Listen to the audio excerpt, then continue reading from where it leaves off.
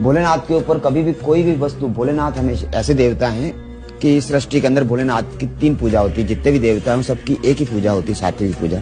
जी गुरुदेव। लेकिन भोलेनाथ ऐसे हैं जिनकी 3 पूजा होती है। भोलेनाथ ने सृष्टि को 3 गुणों से रचा, त्रिगुणी सृष्टि है ये, त्रिगुणी माया से सृष्टि रची है 3 गुणों से। 3 गुण कौन से? सतोगुण, रजोगुण, तमोगुण। तो भोलेनाथ एक ऐसे देवता हैं जिनकी 3 पूजा होती है, सात्विक, राजसी और तामसिक। सात्विक पूजा में भोलेनाथ को दूध, दही, घी, शक्कर, फूल पत्ती, बिलपत्र, फल फ्रूट इत्यादि चढ़ते हैं जी। और रजोगुण पूजा के अंदर भोलेनाथ को भांग, धतूरा, गांजा, सुल्फा, सोना, चांदी, राजाशाही पूजा होती है।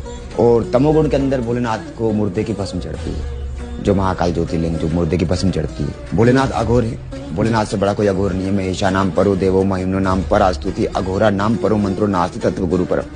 तो भोलेनाथ से परे कोई दूसरा देवता नहीं। तो भोलेनाथ ऐसे देवता जिनकी 3 पूजा होती है, सात्विक, राजसी और तामसिक। और जो जैसा उनकी पूजा करेगा वो उसी तरीके से, सात्विक पूजा करेगा व्यक्ति तो वो परमात्मा के सौम्य दर्शन को प्राप्त करेगा और परमात्मा सदाशिव के धाम को ही प्राप्त होगा वो।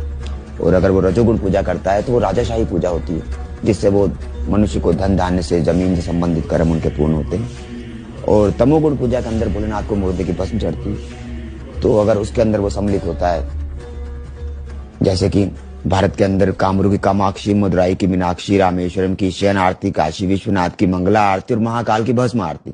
जी गुरुदेव। नारी वर्जित है भस्म आरती, दर्शन नहीं करती, सिर्फ नर ही दर्शन करता है भस्म आरती के। और अगर उस जगह पर नारी भी है तो वहां पर माता राम पर्दा लग कर लेती है। भोलेनाथ क्या है? दिगंबर स्वरूप है ना, क्वचित दिगंबरे मनो विनोद में तु वसनी। भोलेनाथ दिगंबर स्वरूप है। भोलेनाथ को बबूत रमता है तो भोलेनाथ दिगंबर स्वरूप है। तो